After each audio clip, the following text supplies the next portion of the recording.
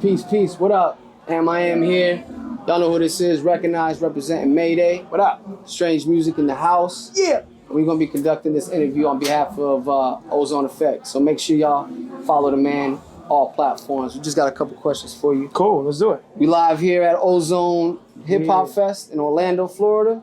The world famous sound bar. Right. I love this spot. Yeah? Yeah, I like this spot. This spot's dope. Shit, we've been here for, I think I might have met you here way back. I don't know. Really?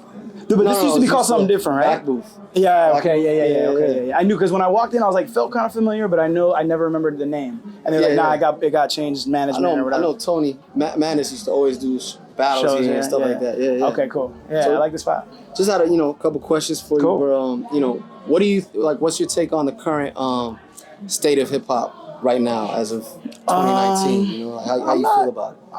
I'm not mad at hip hop at all. I'm definitely not one of the like, oh, it's not as good as it used to be kind of people. I'm like, there's great music out all over the place. It's probably harder now to find it because there's so much like music out there. Right. But it's out there. There's definitely good music out there. It's the biggest genre in the world.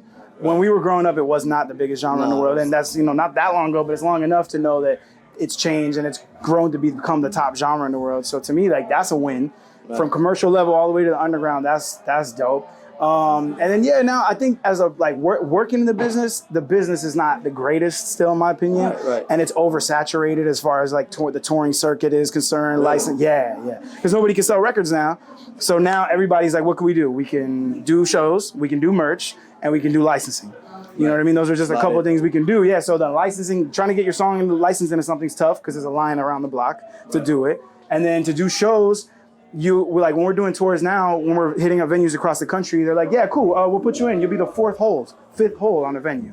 Like 10 years ago, that was not happening. You could book a venue easily. But across the country now, everybody's touring. So it's just like, it's saturated, it's very saturated. But it's still, to me, as far as like just the music and like the culture goes, I think it's dope, man. I think it's just as dope as it was before. And we're running the world right now as far as hip hop concerned. Like, there's no genre even coming close to the numbers that we do. The hip hop crazy. That's crazy. What is your message to kind of segue into my next question? But what is your message to indie artists that came up either maybe because I know you came up through battling and music at the same time, so maybe like I don't know if you have a message for each different type of artist, but like just indie artists. There's a few things. One is don't do it for money. That's the most terrible thing to do it for because money is tough to come by. It's a hard industry if you want to just do it to make money. Right. Two is just because things are easy now in terms of like marketing and promotion and like you can get to 100,000 people online doesn't mean that you should grind any less than you should have when you had to go into the street to do that same marketing. Yeah. Because now it's just, we have the invent of the internet and that's cool. It's all great. But at the same time now, everybody's on the internet. So the internet is now just as hard to promote to people as putting posters up on the block. Right. So it's like people mistake the advantage of being able to be like, yo, I'm gonna put up my event on Facebook. That's all I gotta do. I'm dope. No, like now there's 100,000 million events being put on Facebook every minute. So now you gotta work triple as hard at like just posting doesn't work anymore. You gotta do the second, third, fourth, fifth thing. Right. So I feel like now sometimes the new cats that come to me on the road asking me for advice, they're like, yeah, man, I don't know, man, my YouTube channel's not getting the traction I want. And I'm like, oh, all right, well, how long you been doing it? He's like, a month, man. I'm like, a month? Get the fuck out of here. Like, yeah, like I think somehow like the younger kids now, they don't understand.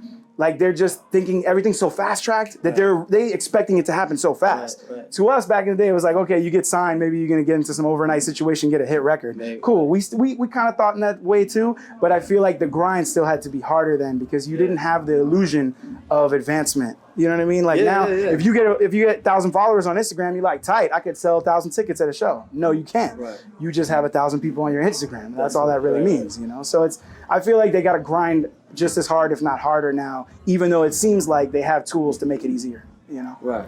I mean, that's kind of covering the next question, but the next question was like, how do you feel the whole industry has changed since you yourself gotten into it? I don't know when you started, but I started in Miami? Was it in Miami? Yeah, I started in Miami.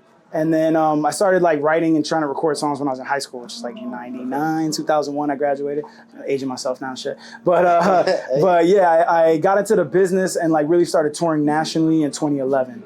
And then I went full-time music 2012, and I've been doing full-time music since 2012. So only 7 years now I've been doing full-time music.